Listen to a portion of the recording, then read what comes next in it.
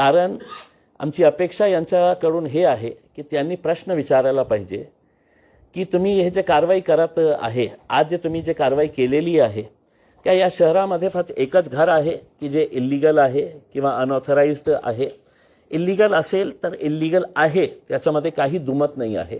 पण हे जे पिक अँड चूजची जे पॉलिसी सुरू आहे त्याचा आम्ही निषेध करत आहे. आपल्या राजनैतिक रोट्या भाजण्यासाठी हे जे सगळं करण्यात आलेलं आहे. माझा थेट प्रश्न आदरणीय हायकोर्टला आहे की जेव्हा हे हिअरिंग सुरू होती काल, तर मतीनच्या वकिलांनी 15 दिवसाची मुदत मागितली, जे सुप्रीम कोर्टाच्या ऑर्डरप्रमाणे आहे. सुप्रीम कोर्टाने ऑर्डर दिलेला आहे की खुलासा मागा आणि नंतर तुम्हाला जे कारवाई करायची आहे. महानगरपालिकाचे जे वकील होते, सरकारी वकील जे होते, त्यांना हे मान्य नाही होतं आणि मग त्यांनी ओपन कोर्टमध्ये सांगितलं की आम्ही 7 दिवसाची हे टाईम पिरियड देतो. आता 24 तासही नाही संपले त्याच्यासाठी. काय इतकी घाई होती की रात्री 4 वाजता पोलिसांना 5:30 हे घर पाडण्याची प्रक्रिया? काय नॅशनल सिक्युरिटी होती? काय नॅशनल थ्रेट होता की नाही आपल्याला आजच्या आज 24 तासाच्या आत हे पाडायचं आहे? मग महानगरपालिकामध्ये काही नियम आहे का नाही आहे?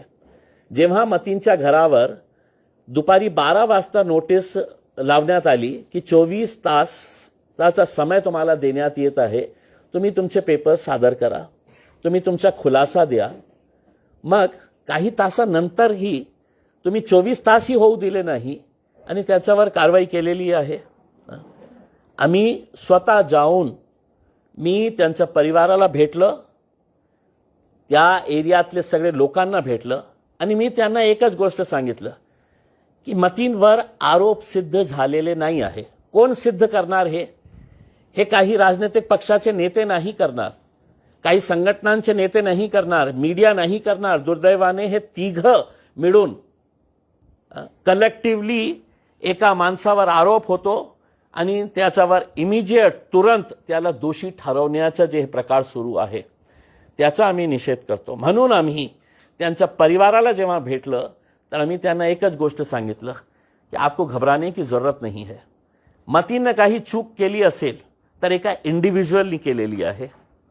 त्या घरामध्ये राहणारा त्याचा वयोवृद्ध आई, त्याचा वयोवृद्ध पिता आजारी आहे, लहान मुलं, त्याची बायको, त्यांचा काय दोष आहे?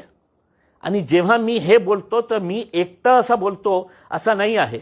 हे माझ्या हातात जे आहे सुप्रीम कोर्टाचे चीफ जस्टिस RS गवई 2024चं जजमेंट आहे. जेव्हा हायकोर्ट सुप्रीम कोर्टाने उत्तर प्रदेशमध्ये जे कल्चर सुरू होता JCB लावून घडे पाडण्याचा, काही निर्णय येण्याच्या अगोदरच कुणाच्यावर आरोप झाला की JCB घेऊन जायचं आणि त्याचं घर पाडायचं. मग जस्टिस गवाईने आपल्या या जजमेंटमध्ये, हे जजमेंट आहे writ petition criminal number 162 of 2022, writ petition civil number 328 of 2022, त्याचं जजमेंट 2024ला RS गवई चीफ जस्टिस यांनी जेव्हा दिलं तर त्यांनी या जजमेंटची सुरुवात एका कविताच्या ओळीने केली. ते कविता प्रदीप ने लिहिलेली आहे. त्याच्या 4 ओळी मी आपल्याला, त्याचं जजमेंटची सुरुवात त्यांनी असं केले होते. अपना घर हो, अपना आंगन हो, इस ख्वाब में हर कोई जीता है, इंसान के दिल की ये चाहत है कि एक घर का सपना कभी न छूटे. आणि त्याच्यानंतर त्यांनी जे 2 पॅराग्राफ लिहिलेले आहे ते या देशामध्ये राहणारे ते हायकोर्टाच्या जजेसलाही हे मान्य आहे का नाही आहे, लोअर कोर्टच्या जजेसलाही हे मान्य आहे का नाही आहे, ॲडमिनिस्ट्रेशन आणि पोलीसलाही मान्य आहे का नाही आहे. जेव्हा त्यांनी हे लिहिले, it is a dream of every person, every family to have a shelter above their heads. A house is an embodiment of the collective hopes of a family or individual's stability and security. An important question as to whether the executive should be permitted to take away the shelter of a family or families as a measure for infliction of penalty on a person who is accused in a crime. याचा अर्थ काय आहे की supreme कोर्टाने हे प्रश्न विचारलेला आहे की आपण प्रशासनाला, सरकारला हे अधिकार देऊ शकतं का की एका माणसावर फक्त आरोप झाले आणि त्याचा पूर्ण फॅमिलीला किंवा फॅमिलीजला त्या घरातून आपण बाहेर काढून त्या घर पाडण्याची परवानगी देऊ शकतं का आपण? हे सुप्रीम कोर्टाचे चीफ जस्टिस RS गवई जेव्हा हे प्रकरण कोर्टामध्ये गेलं होतं तर हायकोर्टाला हे माहीत नाही आहे का की सुप्रीम कोर्टाने हे निर्णय दिलेला आहे आणि इतकं क्लिअर ऑब्झर्वेशन्स आहे त्याच्यामध्ये. मग हे या राज्यामध्ये काय गुंडाराज सुरू आहे का? आहे गुंडाराज सुरू.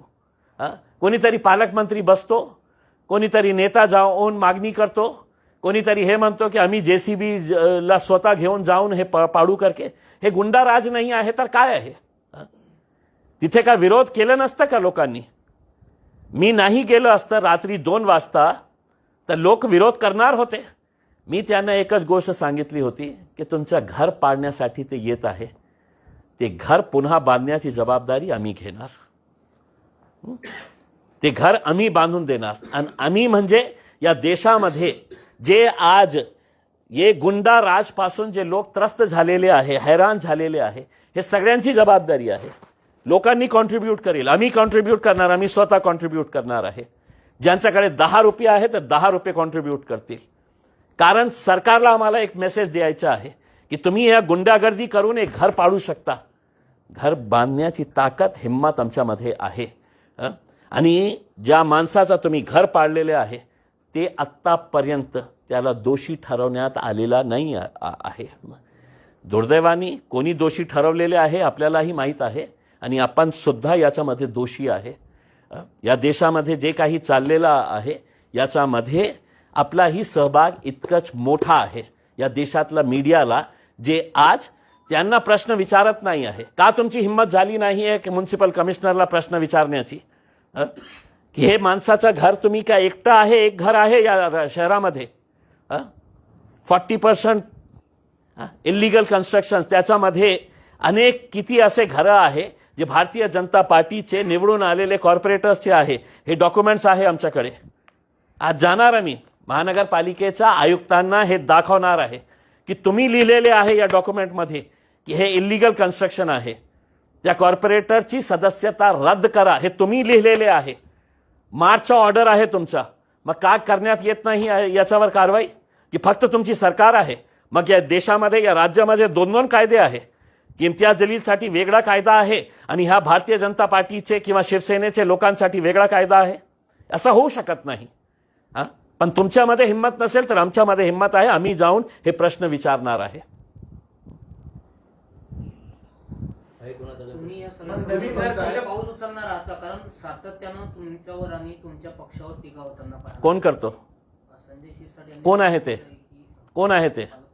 पालकमंत्री आहे ना. कशा प्रकारे चोरी केली होती त्यांनी, कशा प्रकारे लुटून खाल्लं होतं. पुराव्यासहित अँटी करप्शनचे डायरेक्टर जनरलला मी भेटलो होतो, पुराव्यासहित. CBIला सगळे पुरावे दिले होते. कसले पुरावे? वेट्स हॉटेलची पैसे कुठून आणले होते, कशा प्रकारचे सगळे नियम धाब्यावर ठेवून आपल्या मुलाच्या नावावर एक हॉटेल तुम्ही कशा प्रकारे बळकावली होती. दलित समाजाचे, आपण दलित समाजाचे आहे, SC समाजातले आहे. 364 दिन नाही, मी हिंदू आहे, 1 दिवसासाठी मी SC होणार आहे. मग आपल्या समाजातले गोरगरीब लोकांची वर्ग 2ची जमीन कशा प्रकारे आपल्या मुलाच्या नावावर बळकावून घेतली होती या माणसाने. शेंद्रामध्ये जे रिझर्व्ड MIDCचा प्लॉट होता ट्रक टर्मिनससाठी, सगळं नियम धाब्यावर ठेवून आपल्या पदाचा गैरवापर करून कशा प्रकारे ते रिझर्वेशन काढून ते जमीन पुन्हा आपल्या मुलाच्या नावावर करून घेतली होती. हे जे राग होतं ना, डिस्ट्रिक्ट कोर्टच्या समोर कोट्यवधींची रुपयांची जमीन जे आहे, आज जिथे काम सुरू आहे, कोट्यवधी रुपयांची जमीन आहे. किती पैशामध्ये घेतली बघा. सगळे पुरावे दिले होते. राग होता त्यांचा, राग आहे त्यांचा माझ्यावर की मी तर या शहराचा हिटलर आहे. पोलीस माझ्या समोर उभे राहते हात जोडून, प्रशासन माझ्या समोर उभे राहतं आणि हे इम्तियाज जलील कोण आहे. म्हणून ते राग जे आहे त्यांना असं वाटतं की अब आया ऊंट पहाड़ के नीचे, अब इसको रगड़ दो करके. शिरसाट साहेब, मी घाबरणारा माणूस नाही आहे. मी लढणारा माणूस आहे. आणि तुमच्यामध्ये जितकी ताकद आहे तुम्ही लावा. मी पोलिसांना, प्रशासनाला, तुम्ही काही कोर्ट नाही आहे, तुम्ही काही पोलीस नाही आहे. मला माहीत आहे तुम्ही पोलिसांवर दबाव टाकेल. तुमची सरकार आहे, तुमची हुकूमत आहे. पण मी पोलिसांना सहकार्य करेल आणि तुमच्या बोलण्याप्रमाणे आता तुमच्यावर जबाबदारी आहे. तुम्ही जे माझ्यावर जे आरोप केलेले आहे की हे माझी नातेवाईक होती, आता तुम्हाला सिद्ध करावं लागणार आहे. नाही तर कोर्टामध्ये खेचण्याची ताकद मला पण आहे. मी तुम्हाला पण कोर्टामध्ये खिचू आणि कोर्टामध्ये हे तुम्हाला सिद्ध करावं लागणार आहे की कोण माझी नातेवाईक होती. आणि जे तुम्ही आरोप केले ना की MIM कशा प्रकारचं आतंकी संघटन आहे, MIMवर बंदी घाला करके. शिरसाट साहेब, तुमचे जे पप्पा दिल्लीमध्ये बसलेले आहे ना, पंतप्रधान नरेंद्र मोदी साहेब, त्यांनी हेच आतंकवादी संघटनांचे जे प्रमुख आहे असदुद्दीन अवैसीला जगभरामध्ये त्यांनी पाठवले होते या देशाचा मुद्दा राखण्यासाठी. या देशाचा हित काय आहे, या देशामध्ये आम्ही कशा आहे याचे मुद्दे मांडण्यासाठी तुम्हाला नाही पाठवले होते. माझे असदुद्दीन अवैसीला पाठवले होते, ज्यांच्या बाबतीत तुम्ही हे बोलत आहे की हे अतिरेकी संघटन आहे. तर मोदी साहेबांना विचारा तुम्ही जाऊन की तुम्ही एका अतिरेकी संघटनांचे प्रमुखाला विदेशात पाठवले होते करके. बोलताना थोडासा अकलेचा वापर करा साहेब. मला पण बोलता येतं आहे. मला माहीत आहे खूप ऊन आहे. थोडा स्वतःला आपल्याला आवरा. आणि खूप ऊन आहे म्हणून मी आपल्याला सल्ला देतो की लिंबू पाणी घ्या, थोडासा थंड, आणि बोलण्याच्या अगोदर ते लिंबू पाणी घ्या. पण मला माहीत आहे की तुम्हाला लिंबू पाणी चालत नाही आहे. तुम्हाला दररोज रात्री आणि घ्यायचंच असेल तर विदेशी घ्या. देशी घेत असेल म्हणून अशा प्रकारचे जे बडबड जे सुरू आहे ना तुमची, याच्या बाबतीत काहीतरी फक्त मी तुम्हाला हेच सल्ला देऊ शकतो की थोडा स्वतःला आवरा आपण.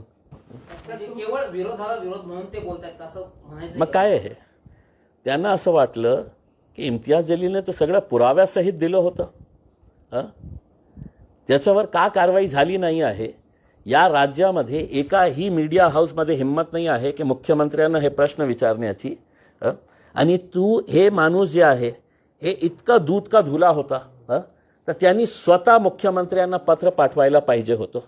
मी आज तुमच्या मार्फत त्यांना विनंती करत आहे कि अगर तुम दूध के धुले हुए हैं, तुम बहुत स्वच्छ प्रतिमे के हो, बहुत आदर्शवादी हो उसमें, तो तुमने अब मुख्यमंत्री को पत्र लिखना और ये कहना कि इम्तियाज जलील ने मेरे ऊपर है तो झूठे गंभीर आरोप लगाए हैं करके उसकी उच्च स्तरीय इंक्वायरी करो करके उसमें.